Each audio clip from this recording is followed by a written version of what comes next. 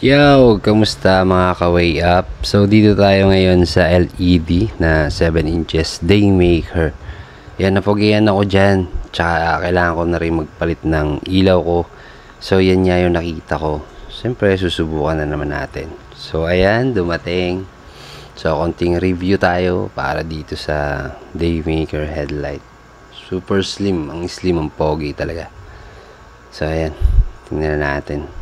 Bagal mo naman, bro. Asa yan. Wala na laman. Okay, labas mo na. Bilis. So, ayan.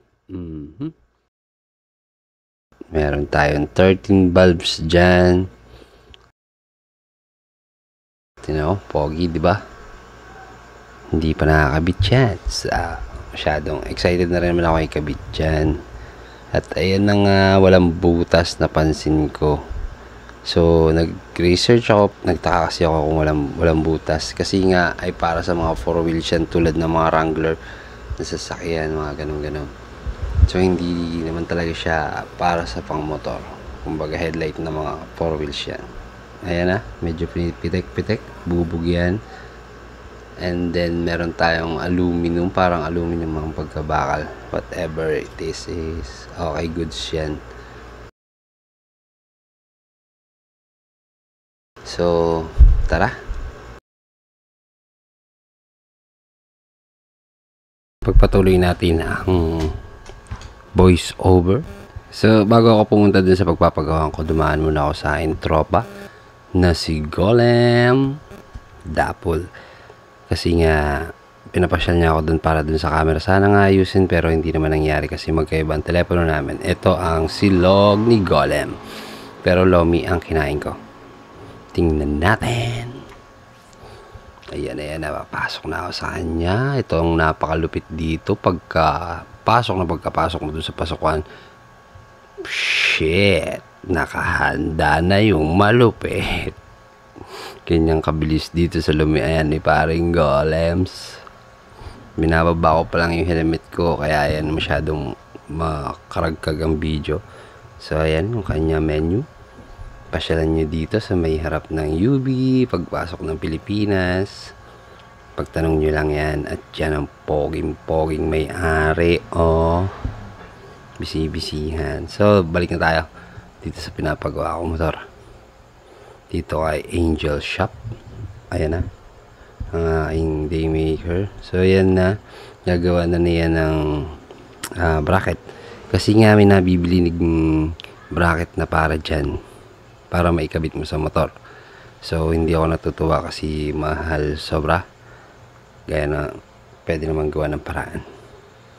So, ayan si paring Angel. Kaya naulit ko sa inyo, walang butas yan. So, butasan na lang namin. Kasi kaya ako nagka-idea na butasan yan. Kasi nga nag-research ako at nakita ko yung mga ganyan-ganyan na meron naman talagang butas. So, ayan ang butas. Para mapagkabitan ng bracket at saka ng bolt and nut. Yan si paring Angel. Hindi ko masyado mukha yung mukha niya. Pero makukuha din yan mamaya. Ayan yung ginayat niya na lata. Yan na. Nagwa-wirings na siya. Ano pala. sorry. Yung ginawa niyang bracket. Medyo binend niya na konti. Ayan si paring Angel. Makikita niyo yung shop niyan sa loob ng Kalikanto. Sa crossing. Pagtanong nyo lang yan, napakalupit niyan. Halos siya na rin ang bumuo niyang motor na yan. Pero idea ko pa rin. So yan, nakikita niyo yung lalaki yan. Oh, may pagbati pa. Si paring Jimson. Kumpare natin na extra. Shoutout sa'yo, men. Sumili pa ulit. So yan na nga, malapit na matapos yan. The visor yan, hindi ako natutuwa dyan. Parang gusto kong tanggalin yan. At yan na yung nabuo na, nakabit na. Diba? Medyo ang pogi. Subukan natin mamaya yan pag gumabi. At uuwi muna ako. Yun, diba? So ito na, gabi na, subukan na natin. Ang una kong binuhay ay yung fog light, yung dalawa sa ibabaw. Yan.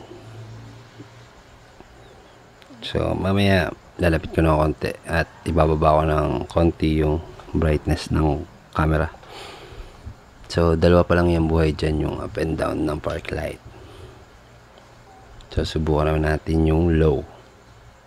Yan, low pa lang po yan. Daymaker nga, di ba? So dun tayo sa low, sa gitna, 5 yung buhay. Kung di ako nagkakamali.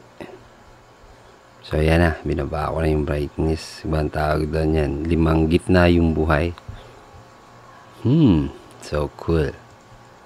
Diba? So subukan naman natin yung high. Mapapansin nyo yung bakod hindi kita, diba? So high muna. High ulit. Alright. Diba? Yan ang high. So ibababa ko pa ng konti yan. Kung napapansin nyo, malayo yung agwat dun sa akin. Medyo itutungo ko pa ng konti.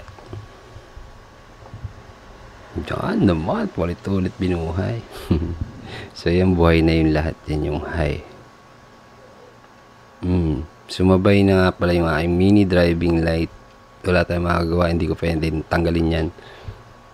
Saan ko naman ilalagyan pag tinanggal ko, diba? So yan, nabuhay na yung lahat. 13 LED lights yan. So napaka-lupit naman niya talaga nitong ilaw na to. Highly recommendable para sa mga may classic bike. So yan, sige, bye.